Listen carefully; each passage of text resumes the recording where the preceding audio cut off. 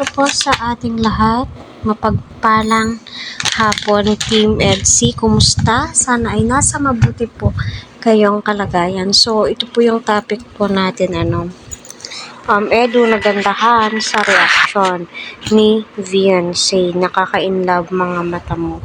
So, totoo naman po, tila nangungusap nga po yung mga mata ni Viancy, lalong-lalo na kapag may sinasabi si Edu, yung mata niya parang napakaraming gustong sabihin. 'Di ba? Napakasingkit ng mata ni Beyonce kapag siya ay tumatawa, tilay nawawala yung mata niya.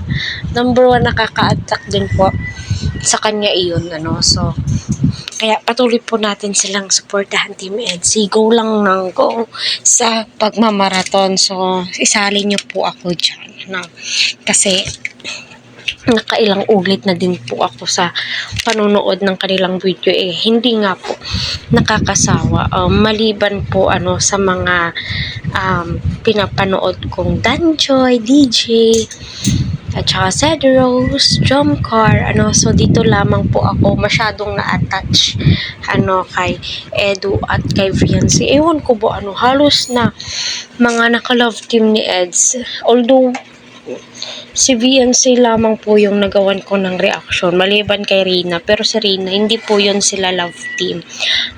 Tandem po yun bilang magkuya, 'di ba? So dito nga po is matutuwa ka kay Viancy, napaka-cute po niya, yung mga reactions po niya.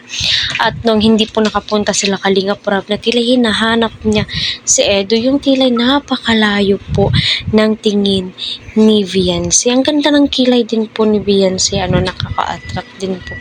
At ngiti-ngiti na nga po itong si Viancy simula nang nagkaroon po siya ng kanyang braces. So, napakaswerte po. So, totoo naman po na yung mga mata ni Viancy nangungusap na tila'y may gustong sabihin at iparating kay Kalingap Edu. Yung tipong hindi po siya mababash kapag sinagot niya si Edu,